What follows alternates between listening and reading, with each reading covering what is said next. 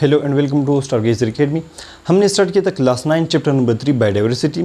इस चैप्टर में हम पिछले लेक्चर में पढ़ चुके हैं क्लासिफिकेशन की हिस्ट्री को और उसके बाद 2 and 3 किंगडम क्लासिफिकेशन सिस्टम्स, और आज हम पढ़ने वाले हैं basis of 5 kingdom classification system. इस लेक्चर में हम सिर्फ ये कवर करेंगे कि जो 5 किंगडम सिस्टम है ये किन बेसिस पर बनाए गए हैं या इनमें जो ऑर्गेनिज्म है उनको किन बेसिस पर क्लासीफाई किया गया है। तो स्टार्ट करते हैं इसकी हिस्ट्री से। जो 5 किंगडम क्लासिफिकेशन सिस्टम है इसे रॉबर्ट एच वेटेकर ने 1969 में प्रेजेंट किया था, और ये जो रॉबर्ट एच वेटेकर थे ये एक अमेरिकन बायोलॉजिस्ट थे। इन्होंने जितने भी लिविंग ऑर्गेनिज्म थे उनको 5 किंगडम्स में डिवाइड किया। सबसे पहला जो किंगडम है वो है kingdom Monera, kingdom Protista, Panjai, प्लांटाई and Animalia. ये इन किंगडम्स में उन्होंने जितने भी लिविंग ऑर्गेनिज्म थे इसमें डिवाइड किया था। अब अगर हम बात करें कि 5 किंगडम सिस्टम को बनाने की ज़रूरत क्या थी, इसकी क्या वजह थी जिसकी वजह से रॉबर्ट एच वेटेकर को 5 किंगडम सिस्टम जो है वो बनाना पड़ा। तो नीड ऑफ 5 किंगडम सिस्टम, तो इसे इसलिए इन्होंने बनाया था क्योंकि 3 किंगडम सिस्टम में कुछ लिमिटेशंस आए थे। उसकी वजह से एक नया modify form of classification system जो है वो इन्होंने बनाया था, जिसे इन्होंने 5 किंगडम क्लासिफिकेशन सिस्टम का नाम दिया था। वो लिमिटेशन क्या थे जो कि 3 किंगडम सिस्टम में आए थे। तो सबसे पहले जो लिमिटेशन था 3 किंगडम सिस्टम था वो ये था कि इस सिस्टम ने यानी 3 किंगडम सिस्टम ने प्रोकैरियोट्स और यूकैरियोट्स को डिफरेंशिएट नहीं किया था। अर्नस्ट हैकेल ने 1866 में ये 3 किंगडम सिस्टम बनाया था। हम पिछले लेक्चर में डिटेल से पढ़ चुके हैं। उसमें उन्होंने पिछले लेक्चर में भी हमने पढ़ा था कि इस सिस्टम में उन्होंने प्रोकैरियोट्स और यूकैरियोट्स को डिफरेंशिएट नहीं किया था। और दूसरी जो गलती थी इस सिस्टम की वो ये थी कि इन्होंने पंजाई को किंगडम प्लांटाई में रखा था, और पंजाई और प्लांट जो है ये 2 अलग किस्म के लिविंग ऑर्गेनिज्म है। इसे भी हम पिछले लेक्चर में बहुत ही डिटेल से पढ़ चुके हैं। तो इन लिमिटेशन की वजह से रॉबर्ट एच वेटेकर को 5 किंगडम क्लासिफिकेशन सिस्टम बनाना पड़ा। नाउ अब आते हैं कि इस सिस्टम ने क्या किया उन गलतियों के साथ जो कि 3 किंगडम सिस्टम में आए थे।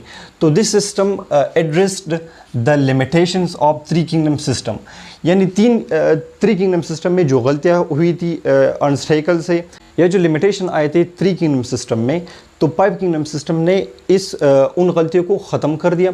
सबसे पहली जो गलती थी 3 किंगडम सिस्टम में, या जो लिमिटेशन था 3 किंगडम सिस्टम का, वो ये था कि उस सिस्टम ने, हमने अभी कहा कि इस सिस्टम ने यानी 3 किंगडम सिस्टम ने प्रोकैरियोट्स और यूकैरियोट्स को डिफरेंशिएट नहीं किया था। तो 5 किंगडम सिस्टम में इनको डिफरेंशिएट किया गया। प्रोकैरियोट्स वो ऑर्गेनिज्म होते हैं जिसमें मेम्ब्रेन बाउंडेड न्यूक्लियस नहीं होता या न्यूक्लियस नहीं होता एंड मेम्ब्रेन बाउंडेड ऑर्गेनील्स नहीं होते, और यूकैरियोट्स वो ऑर्गेनिज्म होते हैं जिसमें मेम्ब्रेन बाउंडेड न्यूक्लियस होता है और ऑर्गेनील्स प्रेजेंट होते हैं। ये एक अलग बहुत लंबा टॉपिक है, प्रोकैरियोट्स क्या होता है, यूकैरियोट्स कौन से ऑर्गेनिज्म होते हैं, लेकिन यहाँ पर हम सिर्फ टॉपिक के मुताबिक इसे एक्सप्लेन करेंगे। दूसरा जो लिमिटेशन था 3 किंगडम सिस्टम का वही था कि इन्होंने पंजाई को किंगडम प्लांटाई में रखा था। तो 5 किंगडम सिस्टम में पंजाई के लिए एक नया किंगडम बनाया गया जिसे उन्होंने किंगडम पंजाई का नाम दिया। तो इस तरह 5 किंगडम सिस्टम ने 3 किंगडम सिस्टम में जो गलतियाँ हुई थी, जो लिमिटेशन आए थे, उनको क्लियर कर लिया। नाउ जो 5 किंगडम सिस्टम है इसे 1969 में बनाया गया था। किसने बनाया था? रॉबर्ट एच वेटेकर ने। लेकिन फिर 1988 में मार्गुलिस एंड श्वार्ट्ज ने कुछ मॉडिफिकेशन किए इस सिस्टम में, ओके, और इसी तरह इस सिस्टम का मॉडिफिकेशन हुआ। तो मॉडिफिकेशन ऑफ 5 किंगडम सिस्टम में क्या हुआ था कि 1988 में मार्गुलिस एंड श्वार्ट्ज ने इस सिस्टम को, जो 5 किंगडम सिस्टम जो कि एच वेटेकर ने बनाया था, उसको मॉडिफाई किया। ये मॉडिफिकेशन क्या थी?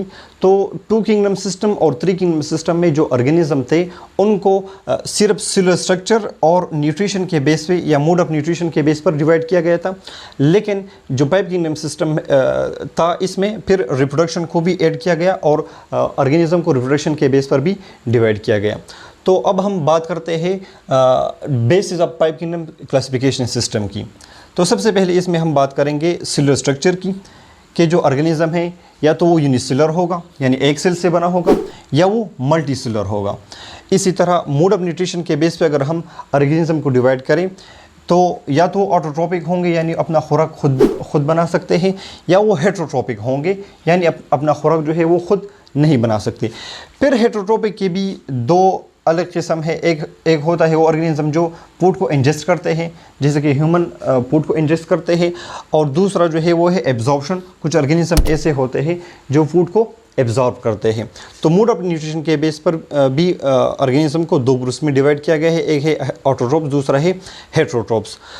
फिर जो मॉडिफिकेशन हुई है इस सिस्टम में वो ये है कि इसमें रिप्रोडक्शन के बेस पर भी ऑर्गेनिज्म को डिवाइड किया गया है। तो रिप्रोडक्शन के बेस पर ऑर्गेनिज्म या तो एसेक्सुअल होंगे। एसेक्सुअल मीन के इसमें जो पेरेंट्स होते हैं वो एक दूसरे के साथ नहीं मिलेंगे, बल्कि जो पेरेंट की बॉडी होती है वो बड़ब हो जाती है, या वो बाइनरी फिशन की वजह से उसकी जो बॉडी होती है वो नए दो ऑर्गेनिज्म में डिवाइड हो जाती है। और सेक्सुअल रिप्रोडक्शन में क्या होता है कि इसमें पेरेंट्स जो होते हैं वो एक दूसरे के साथ मिलेंगे और एक ऑफस्प्रिंग फॉर्म होगा। Now let's summarise the topic. आज हमने पढ़ा basis of five kingdom classification system के बारे में, कि जो पाइप किंगडम सिस्टम है इसमें ऑर्गेनिज्म को किन बेसिस पर क्लासिफाई किया गया है। तो सबसे पहले हमने उसकी हिस्ट्री की बात की कि 1969 में इसे रॉबर्ट एच व्हिटेकर ने प्रेजेंट किया था, और फिर 1988 में इसमें कुछ मॉडिफिकेशन किए मार्गुलिस एंड श्वार्ट्ज ने। बेसिस ऑफ क्लासिफिकेशन में हमने कहा कि जो पाइप किंगडम क्लासिफिकेशन सिस्टम है इसमें ऑर्गेनिज्म को सेलुलर स्ट्रक्चर के बेस पे, मोड ऑफ न्यूट्रिशन के बेस पे और रिप्रोडक्शन के बेस पर डिवाइड किया गया है या क्लासिफाई किया गया है। तो ये था आज का हमारा टॉपिक। इंशाल्लाह नेक्स्ट लेक्चर में हम पढ़ेंगे characteristic of five kingdom classification system. तब तक के लिए अल्लाह हाफिज़।